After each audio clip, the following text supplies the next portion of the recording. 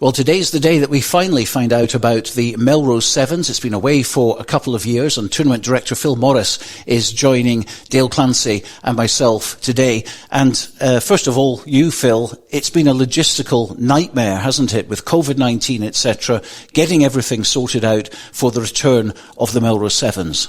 Well, I think I feel like I've organised with Abby about 15 tournaments and not put on one. So, yeah, I mean, obviously we're constantly trying to make it work, but in an ever-changing environment, that's been quite difficult. So lots of plans that we've not been able to execute as, life out there has been so chaotic. And so, yeah, we're really pleased to get to a point now where we can plant a stake in the ground again and tell people what the plans are for 2022.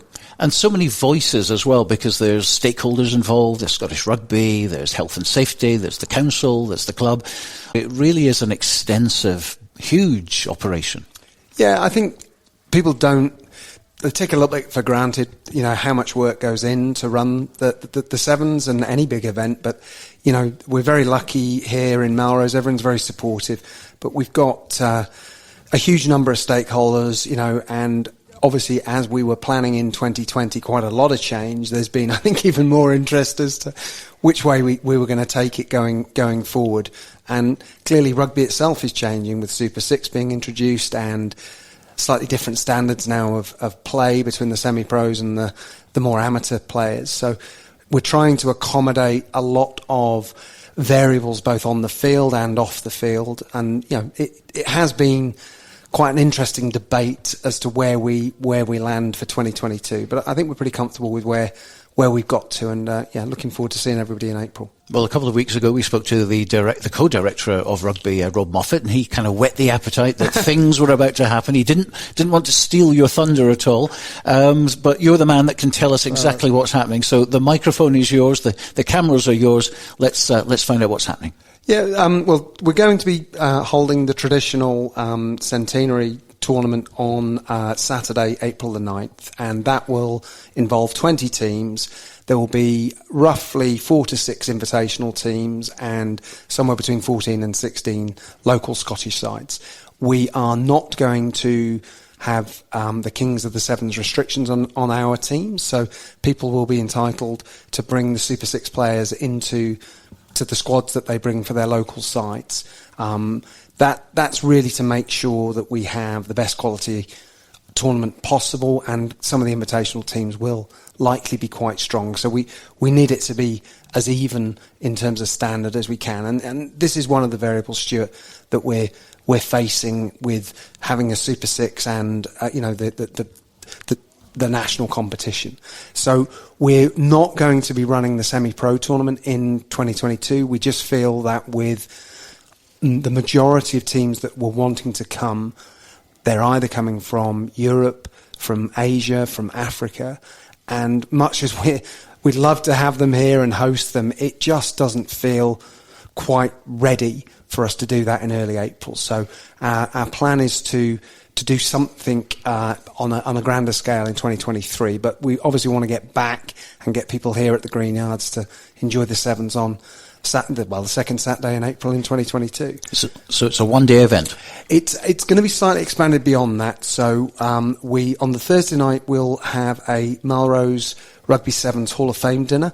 So we've got a large tent up on Gibson Park, so we're going to induct 7 organisations and individuals into the Sevens Hall of Fame, and we're looking forward to letting people know in the coming weeks and months who those individuals and organisations will be, and we'll look forward to a decent turnout there.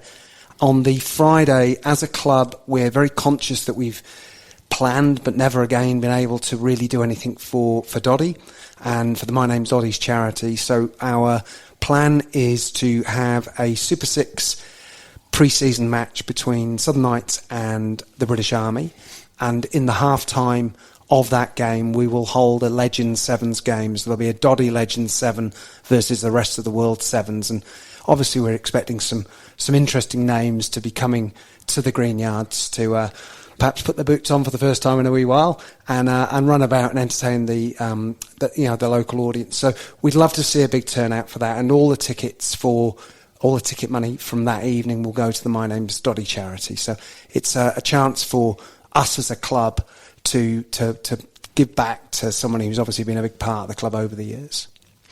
We were talking about, with Rob Moffat, the possibility of something in the summer. Is that not on the table now? It's still a possibility. I mean, I'm not going to commit here and that we'll definitely do it. There's a lot going on in the world of sevens. In 2022, you've got the Commonwealth Games final on the 22nd of August, and then at the moment, the Rugby World Cup Sevens final is due on the 15th September down in South Africa. Assuming those events were going to happen, it might be just too busy to get where we want to get in this with the summer event. But there is a lot of variables going on and a lot of fluidity. So I think as we get into 2022 and we see which way the land is beginning to lie, we'll be able to make some plans from there. But we're very, very keen to bring a professional, if not a semi-professional, event to the Green Yards. And if we can't do that in 2022, we'll definitely do that in 2023, assuming COVID is at some point behind us all. Well, it feels like a new start for the whole tournament, doesn't it? And of course, there's the 3G pitch now. You've got the floodlights as well, which is a godsend, really, isn't it, to this tournament? Absolutely. Look, I mean, again, I think for Abby and I, we feel like we've organised this event and kind of run it through in our minds, and actually you kind of go, we haven't played it yet.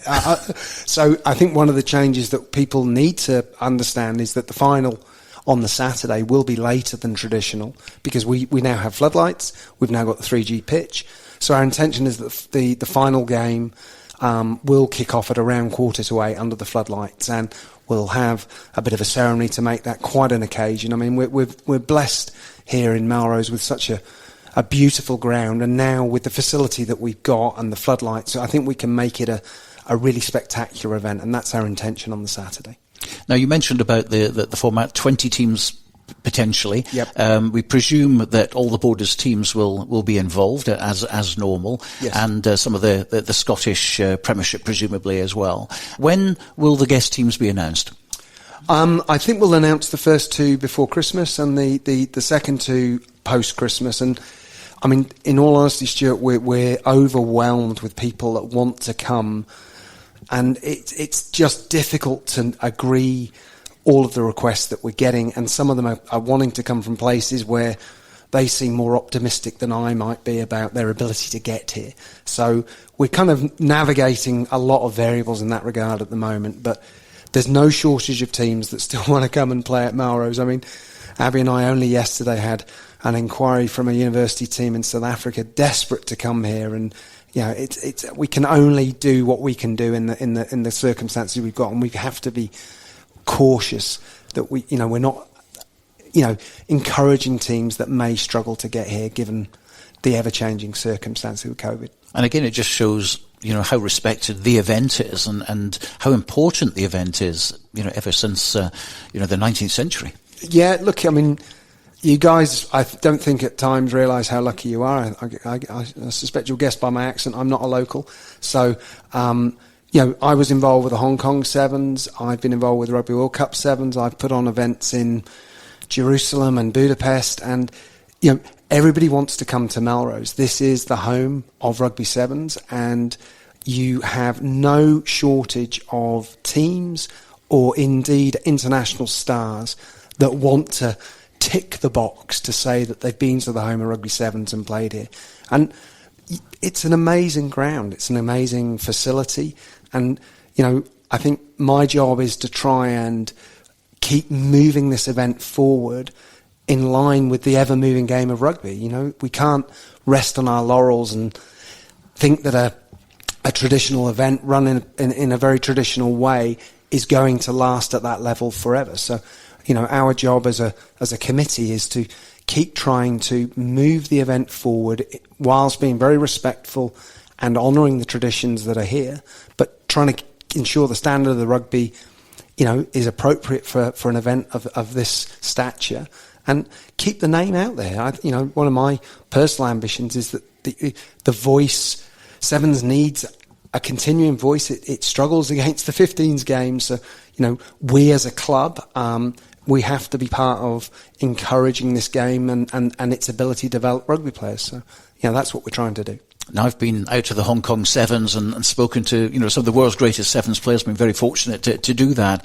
And every one of them wants to come to Melrose, and which brings us on to the subject rather neatly of the World Series. And we know it's never been held here. And one of the reasons for that is the infrastructure, or the lack of infrastructure. Now you have floodlights. Now you have a 3G pitch. Hopefully there'll be more hotel chains on the way. We've got the Borders Railway in place now.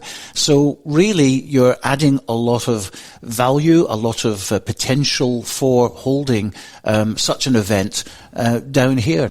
Yeah, I think when we had both the Scottish Borders Council and the Scottish Rugby Union be so supportive in terms of allowing us to install the 3G pitch, we all had a longer term vision of a bigger Sevens and other rugby events coming to this area. And certainly from my perspective, we want to keep promoting Melrose as a substantial tournament and a progressive tournament, and we'll do all we can to make sure that the bit that we can control, i.e. here at the Greenyards, is an event and something that people want to come and see, and there being hook names and sort of bits of sprinkled dust where people go, I've got to go and watch that individual play at the Greenyards. That would be, amazing. So, that's what we'll try and do. Hopefully then that gives us the financial ability to upgrade the infrastructure that we do have here, because clearly, modern requirements, from a health and safety perspective, but also people's, expectations are increasing, and we've got to do whatever we can to meet that and match that, to keep the tournament where everybody wants it to be. Crystal ball time, do you think it could happen? In terms of Rugby World Cup Sevens? Yes. I think it could, yes. Yeah, I mean, I think it's clearly an ambition that is a stretch ambition. It's not something that if we went to World Rugby with now, I think they would take terribly seriously.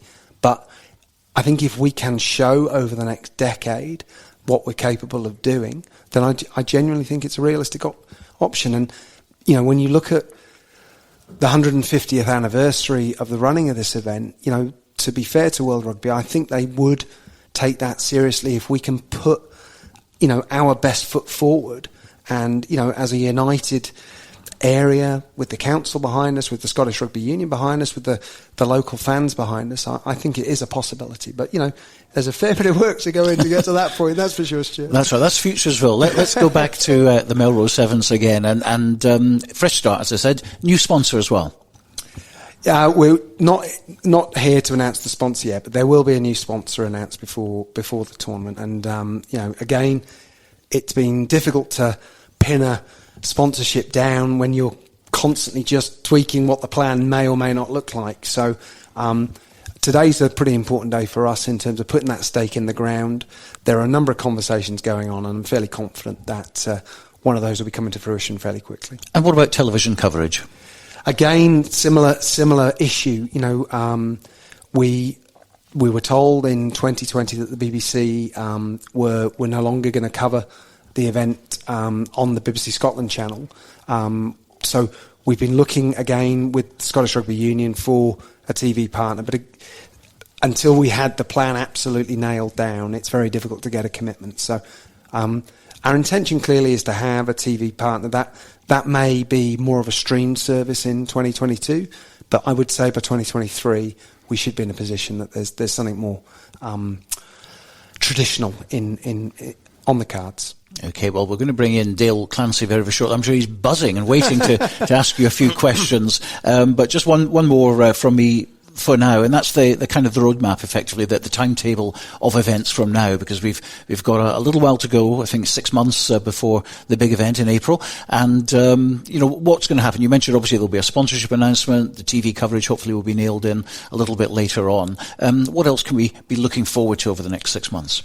Look, I mean, clearly, I think people are going to be interested as to exactly which teams are coming. So, as I say, we'll certainly announce a couple of those before Christmas.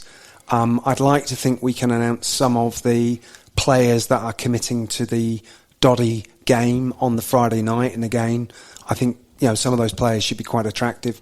So we'll keep people up to date as we get commitments from people. I mean, the Doddy event has only just sort of started to get some real structure, but Jill and the charity have been incredibly supportive. So we're hoping now that all the people that I think people can guess some of the names who might want to come and have a run around on the green yards, then we should be able to announce them more formally. And again, I really hope that the area can get behind the charity and us as a club do our bit, which we've been unable to do just given circumstances in the last couple of years.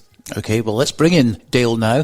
Dale, a man who's actually appeared on the sacred pitch playing for Peebles. So obviously your involvement wasn't too great. No.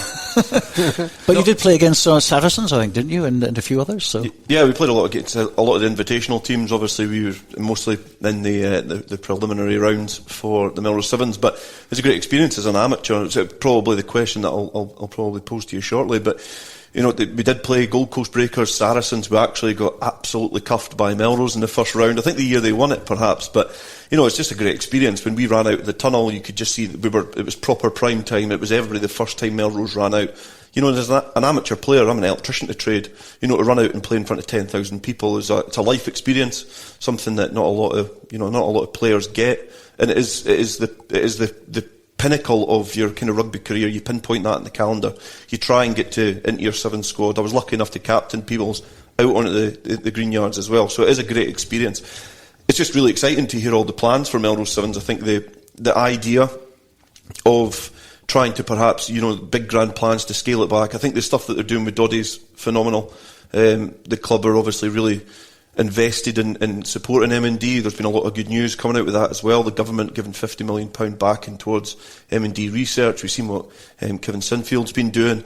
I'm affiliated, I represent kind of Derby Rimmer when I'm doing all the Borders rugby stuff. So, they're the three, Stephen Darby, Rob Burrows and Doddy Weir, the three names which are, at the forefront of your mind with M&D. So the Friday night seems like it's going to be, a real attractive cause to support for the locals. But the good thing is, obviously, I know there's going to be a tournament from an amateur's point of view with the kind of short-term and long-term goals. Is it something that you want to really retain as the amateur side of it as well? Because obviously you've kind of had a difficult period with COVID, and then obviously the integration of Super 6 at the same time.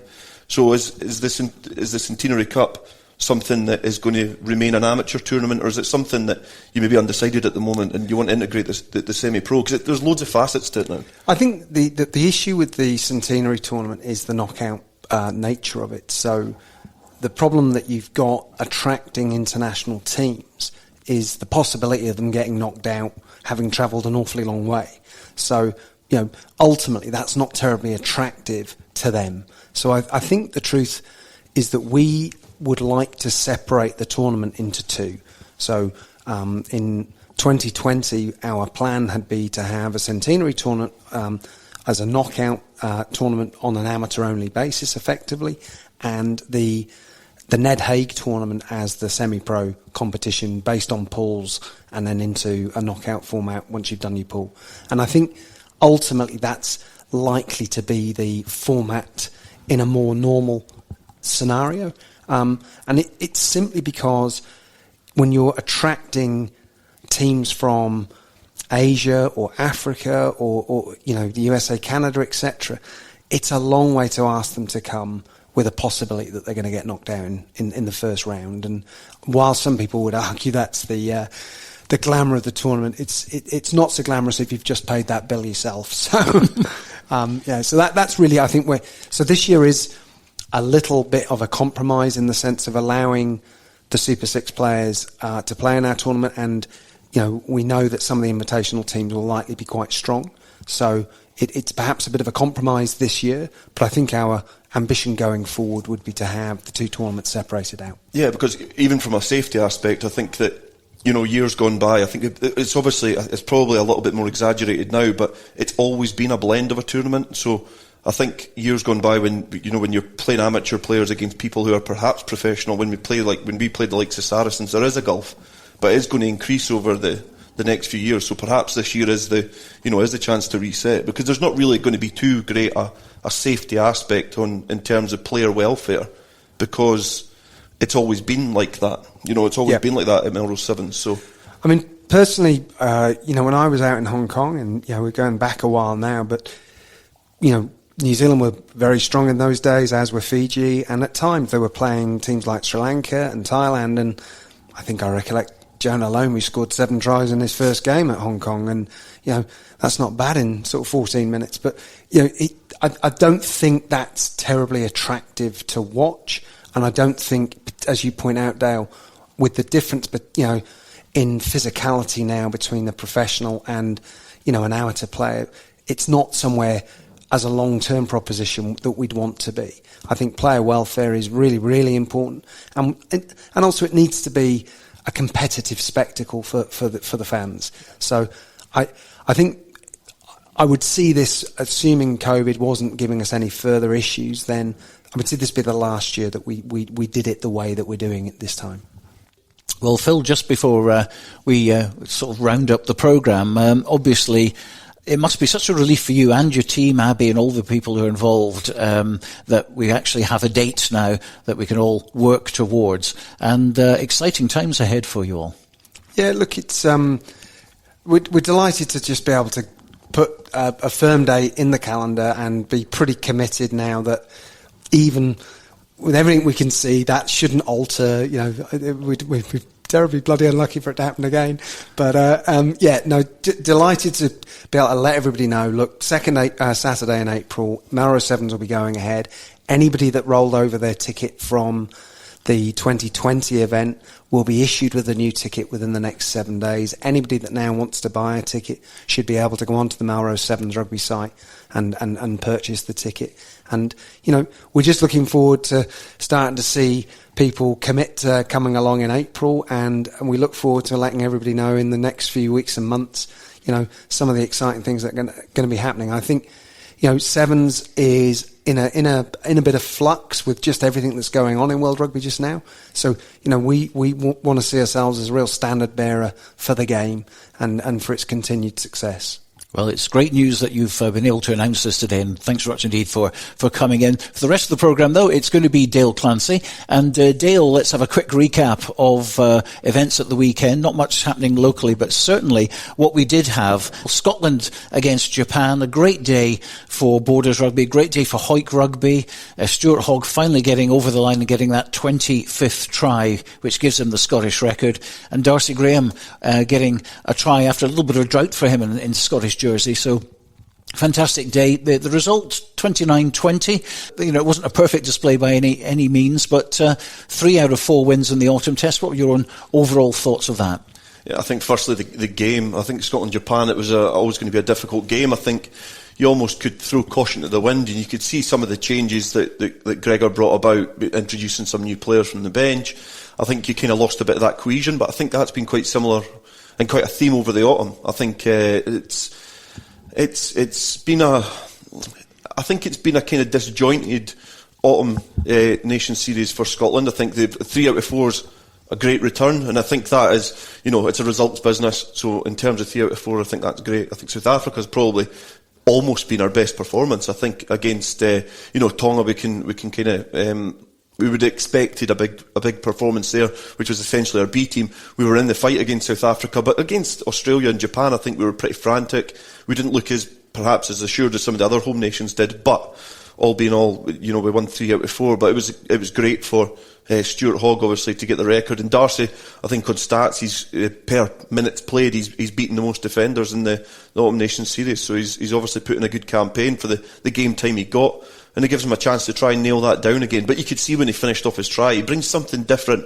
We've seen Duhan van der Merwe with the big palm off, thwarting his guy off. But then when Darcy, he likes to burrow under, he's very difficult to try and pin down. And you could see that from his try. He took it excellently to kind of beat 3 defenders in a sixpence. So it was really good for a Borders point of view, but especially for a Hoyt point of view. Now, last year, it was the Six Nations. We actually won in Paris. We won at Twickenham as well. And usually we kind of give up any hopes of winning a Grand Slam when we're playing away in Paris and away in Twickenham. So, ironically, this year, we have England and France at home. We have to travel to Ireland, which seems a daunting prospect now, having seen their results over the autumn test period as well. But where do you think we're going to be sitting when it comes to the start of the Six Nations? I think going into it, we're the fourth best team. But England are finding it very difficult to play against us. So especially if they've got to come to Murrayfield, I don't think they'll like it. I think England have still not really, they've not really fully convinced me that they're always going to win, like England in the past. The France-New Zealand game at the weekend was one of the best games of rugby I think I've ever seen. And France looked really, really good. With Dupont and Tamac, they've got really good players there. They've got Jalibert on the bench to bring off. They've got an abundance of talent. I think they're the form team. They could give South Africa a run for their money now. And it's one of those difficult campaigns that Irish look really, really strong after winning against New Zealand. And I think almost, we talk about this special group of players. Every other team's developing as well, and I think sometimes you forget that because you're completely channeled in with Scotland. All the other teams have special groups of players. They're developing as well. They're not trying to stand still.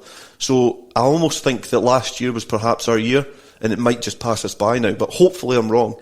But you've got to put in a lot of good performances. I'm confident we could go down to the Millennium Stadium and get a result, but we've not really been too good down there. We played them away from the Millennium Stadium when we beat them. So it's going to be a difficult campaign, but I think going into it, we're almost the fourth best team.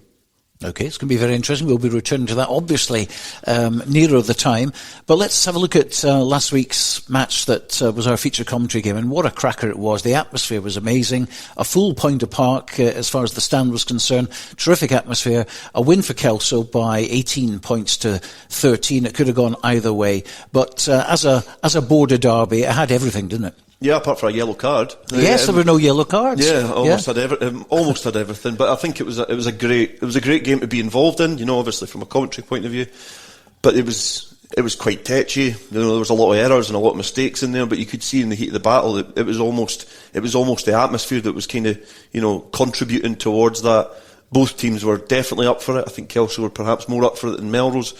But when Kelso stepped off the gas a little bit, they kind of lowered their hands, and Melrose were starting to swing when they were getting the ball out wide. They were bringing Aidan Cross into the game. David Colvin got more into the game towards the end, and they started to look dangerous. But I felt they maybe left it a little bit too late in the game to get going. Bringing Ferguson and Cox and Dodds off the bench at various times, it brought them a little bit more rigidity in the scrum. But I think Kelso came out flying. They got 2 decent tries as well, which were mostly off errors, one off a penalty from Melrose and one off an interception previously from Melrose. So Kelso, it was a good performance. I think it put down a big marker for them. I think if you can hear it, obviously means a lot to Neil Hinnigan because he was there in his views, but it was just a good border derby. The best thing was seeing the crowd, and it was almost seeing the juniors beforehand. The Kelso had completely nailed it on Friday. They had a big support down early on for the youth rugby. They had food on for everybody who was coming down, and it was a community event. And I think that was probably the best thing from Friday night. Selkirk against Curry. Selkirk going down to the table toppers. And again, we've seen this before, putting in their best rugby in the second half, but this time it was just too late. Yeah, they've almost went through the season in like little 40-minute chunks, to be fair, because they do play well. They've got the capabilities to play really, really well, but they can't seem to get the consistency for a whole game. I drove past a couple of times. I was working on Saturday, so when I drove by, I can see the Selkirk scoreboard, and I seen it was 14-0 on my way back, 21-0, and I thought, this is ominous. But when I looked at the score at the end, when I seen it coming through on social media, they'd obviously got a couple of tries at the end. But even hearing people who were at the game speak about it were explaining that the tries they conceded were soft. But when you're low in confidence, when things aren't going right, when you've got players coming in and out of the squad, that happens. I think Selkirk are really struggling to find their real consistency. But on in terms of the scoreline, it's a good scoreline for Selkirk, and I think maybe Hawick will be pretty chuffed as well, because they managed to keep that bonus point away from Curry. Duns, of course, went down 29-19 to Haddington, a much better performance though for them. And we must big up David Hutchison, 137 tries for the club, a new record for them. And, that's, again, a nice bit of positive news for the club. Yeah, definitely. I think when you're having a difficult season as well, it's nice, these little landmark moments which crop up from time to time. And it's great for him. He's obviously, given a long commitment to Duns, which, to get that sort of record is something that you need to do. You need to commit a lot of your own personal time away from your work, your friends, your families. It is your hobby at the end of the day. So it's a great achievement, and it's nice to have a nice tight game as well. Duns will be disappointed that they narrowly lost out, but again, it's perhaps the performance as well, to stick in the fight, to be in with a chance in the last minute on a Friday night to try and win that game is something that, it's part of the atmosphere of rugby, and it's great for Duns, because it will hopefully give them a little bit of a dangle the carrot slightly to get them pushing on a little bit more and just get maybe that 5% more out of individuals. And in East League 2, a good win for Hawick Lindeen after a couple of losses. It was good to see them get back to winning ways against Livingston. Yeah, and I think young Ali scored a hat-trick as well in that game, so I've seen that coming through on social media. So it's a great achievement for him to get a hat-trick in a fixture. Livingston are very, very hard to play. They've notoriously always been, when they were up in the old second division, they were difficult to play. They had a big pack, they had an aggressive fan base as well, which can only be expected from Livingston. But good for Lindeen, and especially Ali to get the hat trick. I think that's great to see for him, because he's a youngster. He's maybe not the youngest in the squad anymore. He's been there for a couple of years, but if he's putting in those sort of performances and getting tries, I think one of them was a really excellent try going on the reports as well. So that gives you that confidence, and it gives others round about you the confidence in your own ability as well to push on and do better things. Well, after the autumn tests, we're back to some kind of normality. Hopefully it's going to get a little bit chillier, I think, at the weekend, and not very nice, but hopefully all the games will go ahead. And our commentary game is Jed Forest against Edinburgh Accies. Edinburgh Accies are one of those teams that do blow a little bit hot and cold. Particularly away from home. Yeah, they've not been too great away from home, but they both like to play rugby. And my issue with Jed at the moment is I don't feel that they're being able to play rugby. I feel they're almost quite restricted in the way that they're playing. They've got great exponents of rugby. Gregor and Lewis Young, I could speak about them all day. I don't know them personally, but I think they're great rugby players. Their balance, their running, their knowledge of the game, their passion for their hometown as well. They're great rugby players. Rory Marshall in inside centre is a dogged 12. Gary Monroe, I think, is a talented player. You've got Aidan Bambrick on the wing, who's a good player. Gregor Law in the second. These are players who roll off the tongue that, when I think of Borders Rugby, these are the sort of players I think of. And for some reason, they're not clicking. Edinburgh Accies are almost a great opportunity at home on a Saturday after the internationals. Press the reset button and go again, because they're a team that they can beat. They can beat Selkirk at home. They were unlucky with the refereeing decisions, but they're not winning, and I think that's the issue. They need to make sure that they go off, and that maybe the players take the lead and go, this is how we're going to play. I'm old enough and ugly enough to direct those around about me, and then they can go out and put up performance. I really hope they do. I don't think not to put the pressure on, but I don't think we've seen a Borders team lose yet on a featured game. That's right, so, yeah.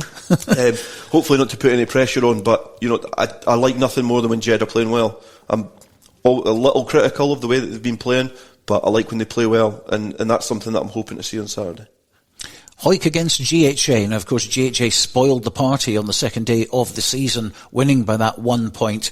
But now they have to go to Mansfield Park, and, of course, the Greens are unbeaten there. Yeah, Hawick they've almost called my bluff, I think. At the beginning of the season, I was saying how young the squad was, and how maybe inexperienced they were, especially after the defeat to GHA, after a good win against Curry in the opening game of the season. I thought they'd perhaps, going to go through one of those patchy seasons where they would win a couple, lose a couple. But they've found good form. They've been able to put in performances away from home as well now. But Mansfield Park has been a bit of a fortress for them. They've been well led by Matty Carrier this year in the front row. They've been well aided by the likes of Andrew Mitchell coming back. Dan Gamble was on the bench. Sean Muir as well back in there. Ben Evans has came from the Super Six. So they've had a little boost, a little surge of quality player coming in, and I think that'll do them the world of good. But probably when it gets a little bit damp and cold and miserable, it's the forwards that are probably going to be doing the hard work. Probably bring Mitchell into that as well at 12, but they've got a good nucleus of a pack. Jay Linton, I think, is a terrific player as well at number 8. They've got a lot of good players in that Hoyt pack, so hopefully they can turn them round and pick up the win and avenge that loss earlier on in the season. Real opportunity for Selkirk to get some points at Musselburgh. Musselburgh, of course, another hot and cold team. They're either really, really good or they're not so good. This is a fixture that Selkirk will be targeting and saying, well, look, we can really get away from the relegation zone and get to mid-table and then, start looking at the rest of the season. Yeah, I think Selkirk again they're almost in the same bracket as Jed for me. They can play some great rugby, and they've got a lot of guys that personally I like as individuals and also as players.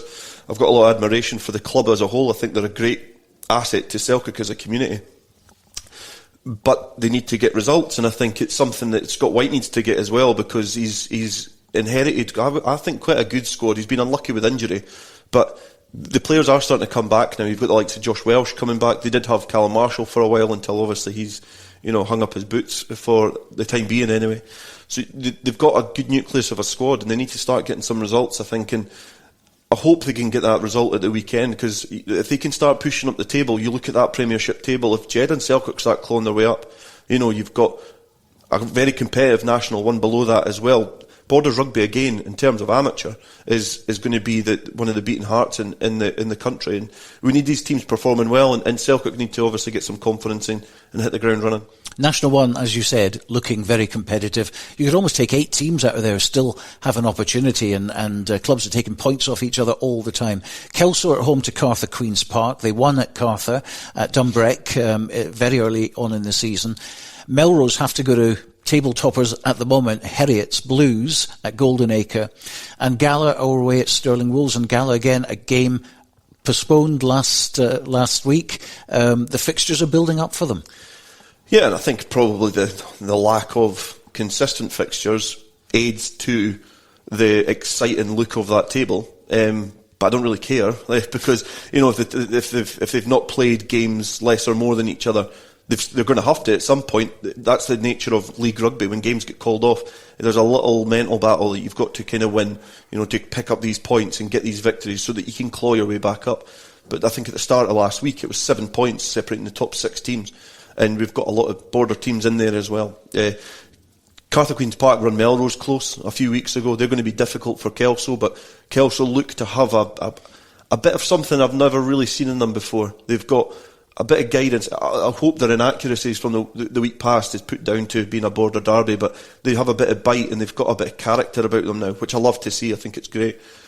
Gala, obviously, they got their game postponed against Biggar, which would have been a huge fixture in terms of that league. That would have been a real big marker if they could have won that game. But as it stands, that game was called off that we played on later in the season. So Gala need to try and dust that off and try and find that consistency again with a week off. And Melrose, they've been the inconsistent in that little group of 6. They've been that team which performed great against Ayr. They looked really, really impressive, really directed. They played a great brand of rugby. But then against Kelso, they almost played into Kelso's hands by being too scrappy as well. So it's going to be a really difficult game for them this weekend. But they need to pick up wins. Heriots is a place that they know well. A lot of those players, Colvin, Dodds, Struan Hutchison, Gav Wood, those players know what it's like to play at Golden Acre. They've won and lost games there before. So they go with that experience. But it's they need to beat Heriots up there, because Heriots are a team which are in contention for promotion. National 2, Peebles are going to White Craigs. Now that surely must be a 5-pointer, you would think, looking at White Craigs right at the bottom of the table.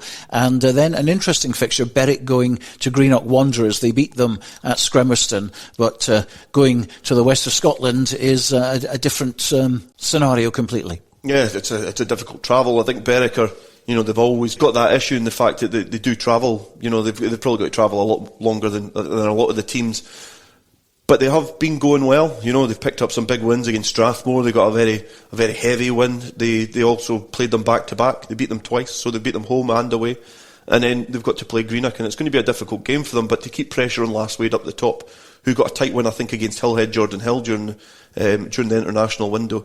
They want to try and keep pressure on there, because at some point, Lastwade might come unstuck, and Berwick have to be there ready to pounce, and they need to keep putting the pressure on. They need to be confident in their abilities and making sure they can claw up the table. Peebles, I think it's been one of those campaigns for them. I think it's probably, I'll be doing them a disservice by not speaking about them too much, but their season almost in terms of being competitive might have just fallen away slightly. I think GHK, the team that everybody's trying to hunt down, I think they're maybe missing a few players. They're maybe looking a little bit different now as to what they were at the beginning of the season, but Peebles need to find that consistency. A lot of teams in a league campaign, we've spoke about Selkirk and Jed, but Peebles need to start putting in performances and, especially away from home and picking up these wins, because they suffered a heavy defeat against Falkirk, a really, really heavy defeat. So they don't want to be on the receiving end of any more results like that, because Peebles, for me, and not just because I'm a Peebles, but from Peebles, I think Peebles are completely in the wrong league in terms of what infrastructure they could have. And I think until I see them probably in the Premiership, I'll probably keep saying the same thing. But they've got everything there, but for some reason it doesn't all align yet. But hopefully in time it can for them. Some tasty matches in the East League. Duns are away at Linlithgow. In East League 2, Christophan are at home to Hoytlandine. And then Langham, who really need to get back on the road again. They've not had a great deal of rugby in recent weeks as well. But they will take on Livingston, who, as we spoke about earlier, lost to Hoytlandine. And then in East League 3, it's the big derby. It's Galloway M against Earlston. Yeah, I think out of those games, obviously Langham, speaking a lot to Stephen Nicol over the last few weeks, he's been at the internationals because Langham have had no rugby. I dare say if they had rugby, he probably wouldn't be at Murrayfield, but it might be a good thing for Langham. I think they were hitting a period in their campaign where they were getting a little bit inconsistent, and their results had been a little bit sticky. So it's perhaps going to be a good thing for them to get a couple of weeks off, recharge the batteries, and then go back to against Livingston. But the game between Galloway and Earlston is going to be a big one. Galloway, obviously, they struggled with injury over the last couple of months. They've lost a lot of key players. Earlston have picked up a couple of wins. Certainly one against one of the teams from Edinburgh. And it's the last game, it wasn't maybe competitive in terms of result, but the footage that I looked back at from the game, it was a good level, good border derby, tetchy. Both teams wanted to win, and it was something that no disservice again to lower down the leagues, but it's something that you keep an eye out for when you're a border player. You want to know when you're playing the other border teams, the folk that you bump into at the common ride-ins or you see at work or things like that. So it's going to be an interesting fixture. I think Galloway perhaps going to that favourites, but Earlston will be wanting to try and pick up a win and get an upset.